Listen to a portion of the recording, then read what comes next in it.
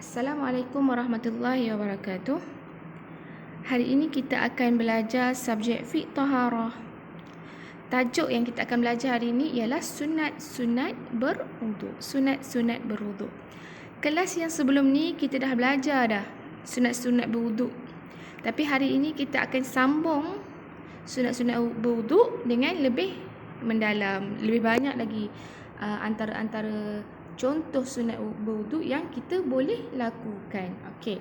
Sekarang kita lihat takrif sunat berwuduk. Apa maksud sunat wuduk?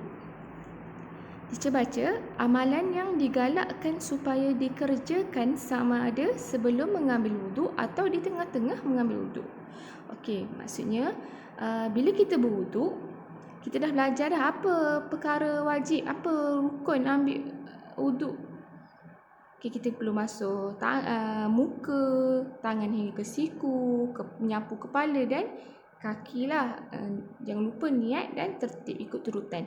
Tetapi apa perkara yang boleh kita lakukan lagi, kita tambah dari dalam kita punya cara berwuduk kita tu. Apa yang perkara yang kita boleh buat lagi? Contohnya, kita basuh tangan hingga ke pergelangan. Basuh pergelangan tangan sampai pergelangan tangan tu kan.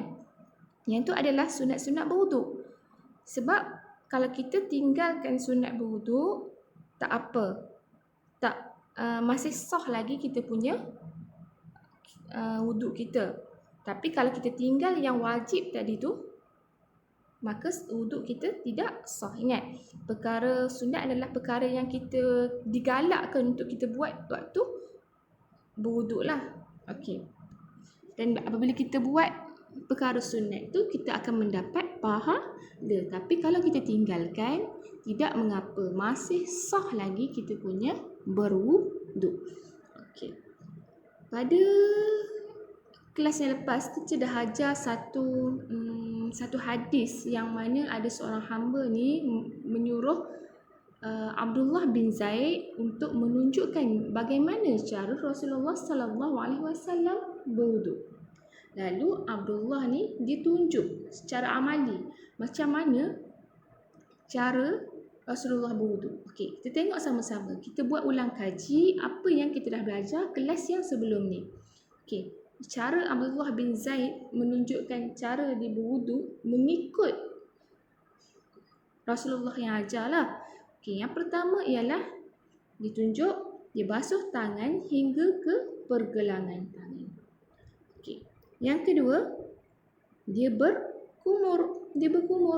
Berkumur pun adalah perkara-perkara sunat berwuduk.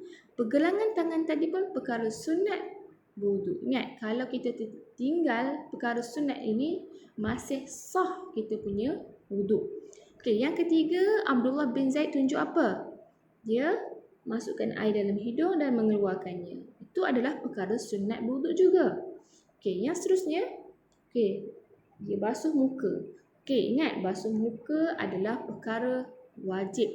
Wajib, rukun untuk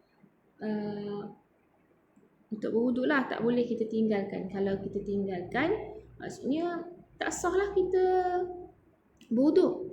Okey, seterusnya, membasuh tangan hingga ke siku. Membasuh tangan hingga ke siku juga merupakan wajib wuduk. Tak boleh tinggalkan. Seterusnya, membasuh sebahagian daripada kepala. Okey, ini juga perkara wajib wuduk. Okey. Kemudian dibasuh kaki. Kaki juga perkara wajib wuduk. Okey. Tadi kita dapat tengok apa perkara sunat. Kita nak fokuskan hari ini ialah perkara sunat bagi wuduk. Yang pertama tadi dia buat apa? Dia basuh tangan hingga pergelangan tangan. Itu perkara sunat. Yang kedua dia berkumur. Berkumur juga perkara sunat. Yang ketiga dia memasukkan air ke dalam hidung. Okey. Yang tiga tadi tu ialah perkara sunat ketika berwuduk. Jadi hari ini kita akan masuk beberapa contoh yang baru tentang sunat-sunat berwuduk yang boleh kamu lakukan, kamu digalakkan untuk buat apabila kamu berwuduk. Ingat, bila kita buat perkara berwuduk ni, perkara sunat berwuduk ni, kita akan dapat pahala yang lebih. Okey, siapa tak nak pahala yang lebih? Okey, mari kita hari ni kita tengok sama-sama, kita belajar sama-sama macam mana, apa perkara lain lagi, apa contoh amalan sunat lagi yang boleh kita sama-sama terapkan waktu kita berwuduk. Okey, mari tengok. Okey, perkara sunat dalam berwuduk. Yang pertama, membaca basmalah. Okey, apa tu basmalah? Basmalah ialah Bismillahirrahmanirrahim. Bismillahirrahmanirrahim. Kita baca bismillah sebelum mulakan wuduk. Okey, yang kedua, kita menghadap kiblat. Kita menghadap kiblat. Okey. Kiblat kita apa? Kiblat kita mana? Kaabah. Okey. Yang seterusnya ialah bersugi. Kita cuci dulu gigi kita, bersih-bersih supaya tak ada sisa-sisa makanan yang terlekat pada gigi. Ingat, kalau kita makan, kita pergi macam rasa waktu solat tu nasi minyak ada satu ayam terlekat kat celah gigi kita. Kita sedap pula tengah makan waktu solat tu, kita rasa.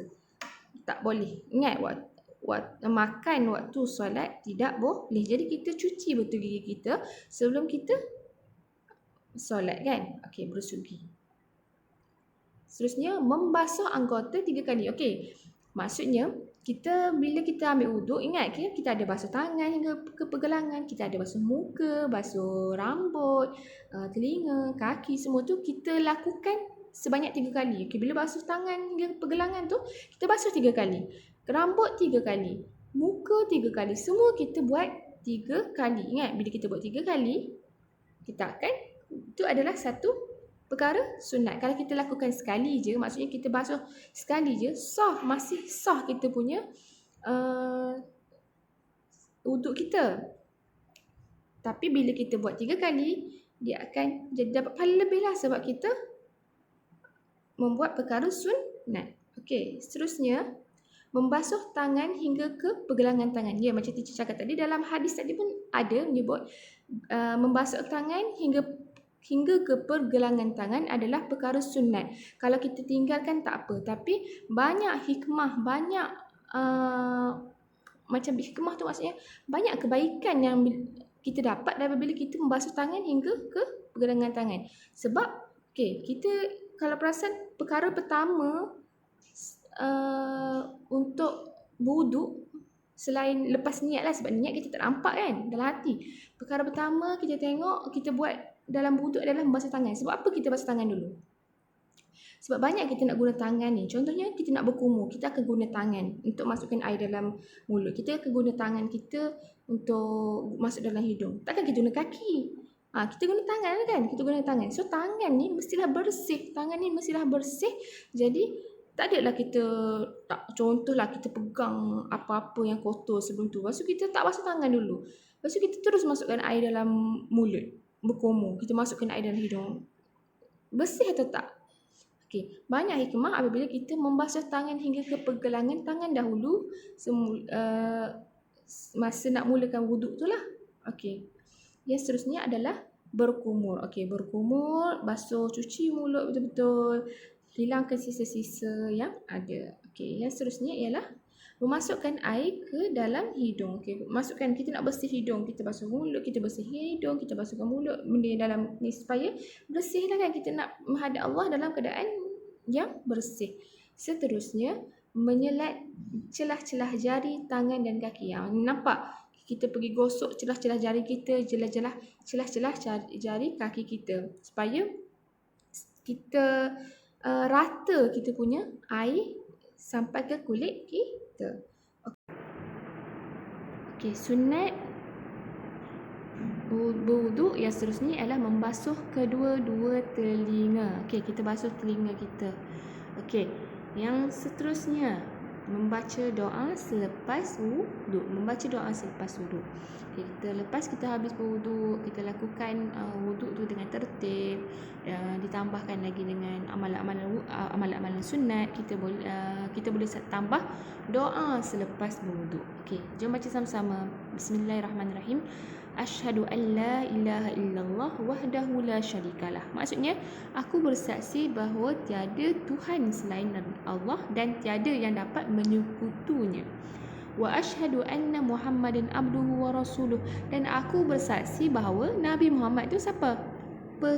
Hamba Allah dan pesuruh Allah. Allahumma ja'alni minat tawwabin. Ya Allah, jadikanlah aku seorang hamba yang bertaubat, daripada kalangan hamba yang bertaubat. Wa ja'alni minal mutatahhirin, dan jadikanlah aku daripada orang yang menjaga kebersihan. Sebab kita berwuduk kan, wuduk ni kita dapat membersihkan diri. Okey, wa ja'alni min ibadikas solihin, dan jadikanlah aku daripada kalangan hamba-Mu yang soleh. Okey, kita boleh lakukan ke 10 sunat berwuduk itu. Faham?